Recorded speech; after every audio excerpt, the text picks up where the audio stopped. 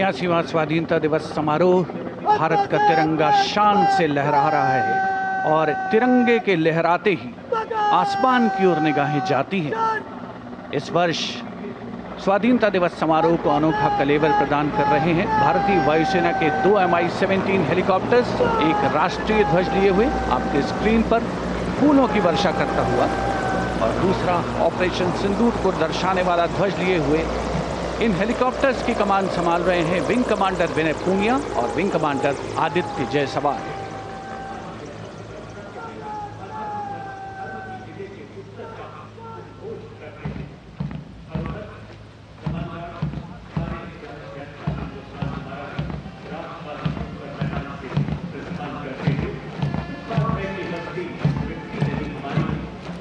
The National Flag Guard smartly marching away. These beautiful shots are strategically placed cameras. Some of the positions where our camera people are placed are in fact very difficult to reach also. But the aim of visual communication is to give you visual perfection. That's been the endeavor always of our telecasts.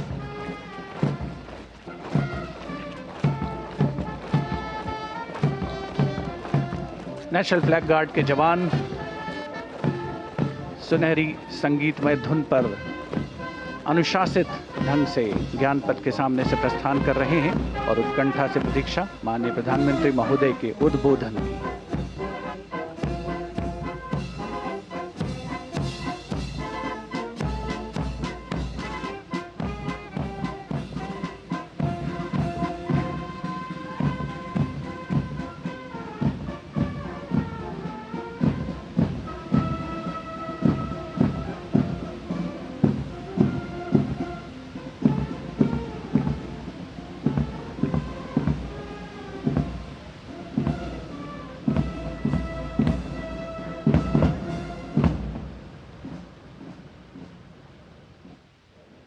मेरे प्यारे देशवासियों,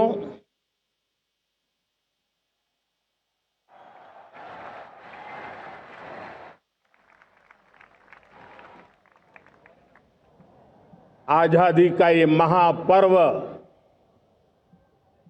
140 करोड़ संकल्पों का पर्व है।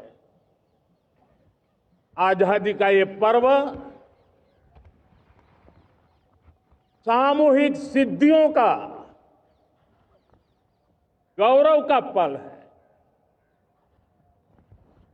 और हृदय उमंग से भरा हुआ है। देश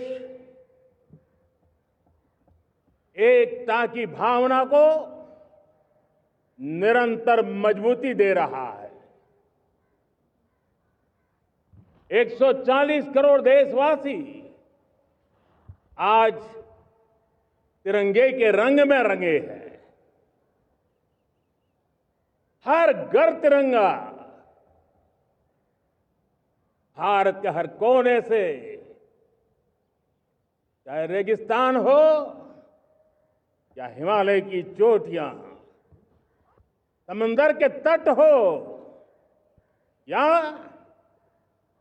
घनी आबादी वाले क्षेत्र, हर तरफ से एक ही गुंज है, एक ही जयकारा है। हमारी प्राण से भी प्यारी मातृभूमि का जयगान है।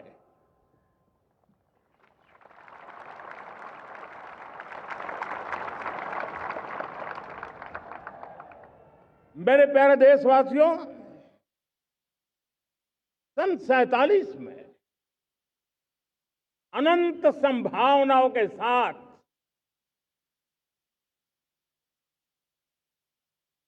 कोटि कोटि भुजाओं के सामर्थ्य के साथ हमारा देश आजाद हुआ। देश की आकांक्षाएं उड़ाने भर रही थी।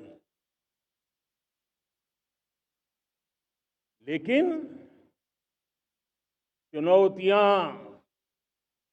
उससे भी कुछ ज्यादा थी। पूज्य बापू के सिद्धांतों पर चलते हुए संविधान सभा के सदस्यों ने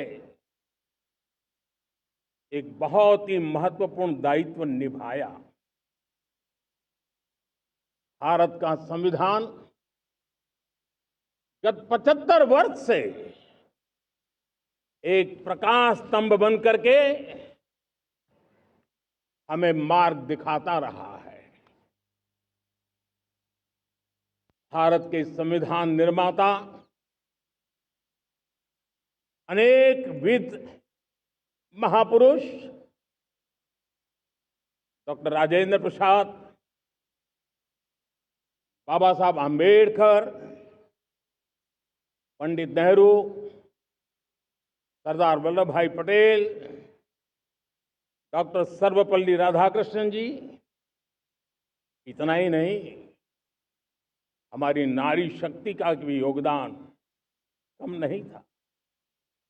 हंसा मेहता जी, दाक्षायणी, वेलायुधन जैसी विदुषियों ने भी भारत के संविधान को सशक्त करने में अपनी भूमिका निभाई थी। मैं आज लाल किले की प्राचीर से देश का मार्गदर्शन करने वाले, देश को दिशा देने वाला संविधान के निर्माताओं को आदरपूर्वक नमन करता हूं।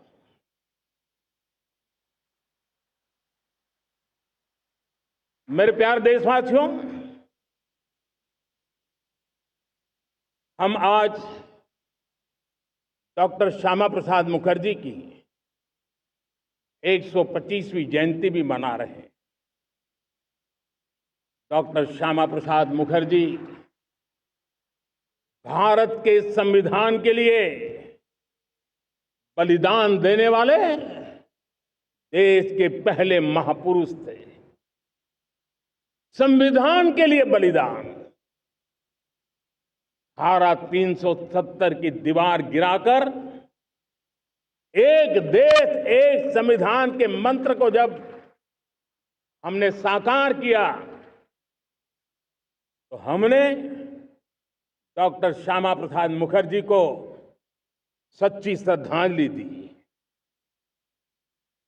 लाल किले पर आज कई विशेष महानुभाव उपस्थित हैं। दूर सुदूर गांव के पंचायतों के सदस्य हैं, ड्रोन दीदी के प्रतिनिधि हैं, लखपति दीदी की प्रतिनिधि हैं, खेल जगत से जुड़े लोग हैं, राष्ट्र जीवन में कुछ न कुछ देने वाले यहां महानुभाव उपस्थित हैं। एक प्रकार से यहां मेरी आंखों के सामने मैं लघु भारत के दर्शन कर रहा हूं और टेक्नोलॉजी के माध्यम से विशाल भारत के साथ भी आज लाल किला जुड़ा हुआ है। मैं आजादी के इस महापर्व पर देशवासियों का, विश्व भर में फैलाए हुए भारत प्रेमियों का, हमारे मित्रों का हृदय से बहुत बहुत अभिनंदन करता हूं। साथियों, प्रकृति हम सब की परीक्षा ले रही है। पिछले कुछ दिनों में प्राकृतिक आपदाएं, भूस्खलन, बादलों का फटना, न जाने कितनी कितनी आपदाएं हम झेल रहे हैं। पीड़ितों के साथ हमारी संवेदना है। राज्य सरकारें और केंद्र सरकार मिलकर के बचाव के काम, राहत के काम, पुनर्वसन के काम में पूरी शक्ति से जुटे हुए हैं। साथियों, आज 15 अगस्त का एक विशेष महत्व भी मैं देख रहा। मुझे बहुत गर्व हो रहा है। आज मुझे लाल किले की प्राचीर से ऑपरेशन सिंदूर के वीर जाबाजों को सैल्यूट करने का अवसर मिला है।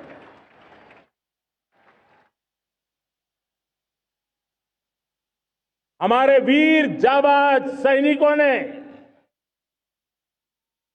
दुश्मनों को उनकी कल्पना से परे सजा दी है।